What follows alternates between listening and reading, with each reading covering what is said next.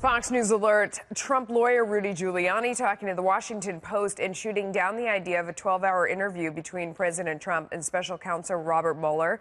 He says it would be 2 to 3 hours max.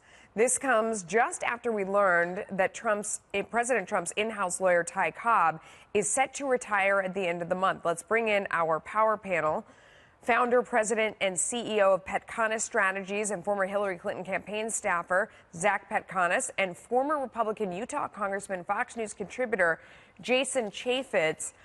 Let's start with the idea of Ty Cobb is out, Emmett Flood is in. What do you know about him? What do you think?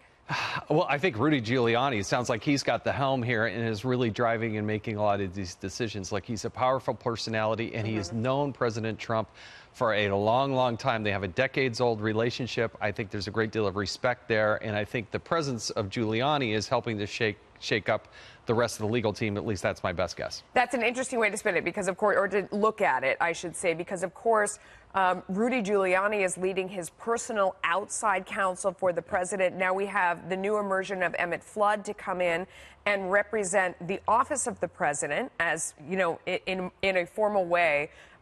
He said, Rudy Giuliani, this is the Washington Post tweeted on this changeover.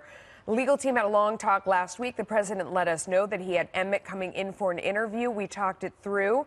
Jay had the most to do with it. That's got to be Jay Sekulow.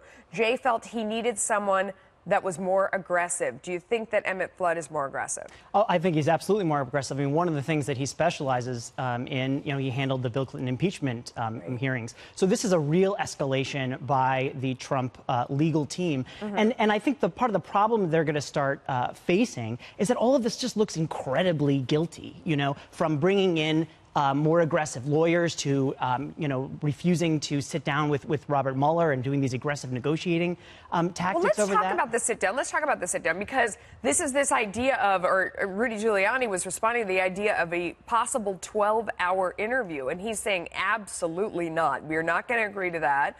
It's got to be a lot narrower. You've got to really narrow down the questions in that laundry list of 50 that we saw yesterday, and it's going to be 2 to 3 hours max. Does he have the power to shape that, do you think? Oh, absolutely. I mean, that laundry list, as you call it, of questions, there are a lot of things that have absolutely nothing to do with the appointment of the special counsel. There are a lot of things that the president clearly has the constitutional authority to execute on, but they've got to narrow the set of questions. And I think when you're the president of the United States, to limit the amount of time is a very reasonable thing to do. I bet you disagree. I do disagree. And I think, look, if you want to act like you have nothing to hide, act like someone like Hillary Clinton, who, for example, sat before the Benghazi committee for 11 hours answering any question that came her way. That's what you do when you have nothing to hide. A grand jury sitting there and the power to put her in jail. If they would treat this the way they treated Hillary Clinton, they gave immunity to the 5 people that were right around her. They wrote the exoneration before they actually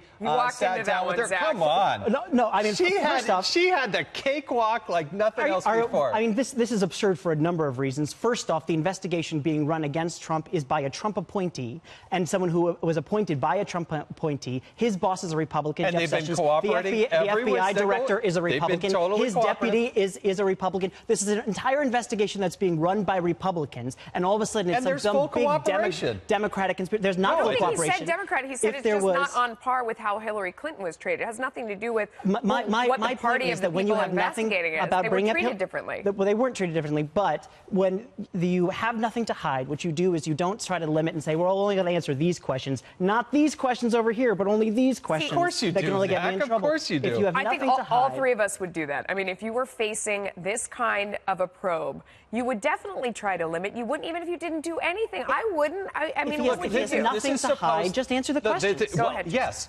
But there has to be probable cause on something that they broke the law on. This is a fishing expedition. Dan Bongino, I think, said it really well. They're just going after Trump, and they're trying to lay out everything they can possibly do. There has to be actual evidence of a law being broken. There is evidence of law being broken. What's your best evidence? There are 2 pieces of this. First off is obstruction of justice. It's firing the FBI director who Rod Rosenstein's the one that made that recommendation. No, that's not true. That's not true. In fact, Donald Trump went on TV and said, regardless of the recommendation, he was going to fire him. And he was firing him because of the Russia investigation. Let's address that, because a lot of people say that that's Article 2 of the Constitution. It is within fire his whoever right. he wants.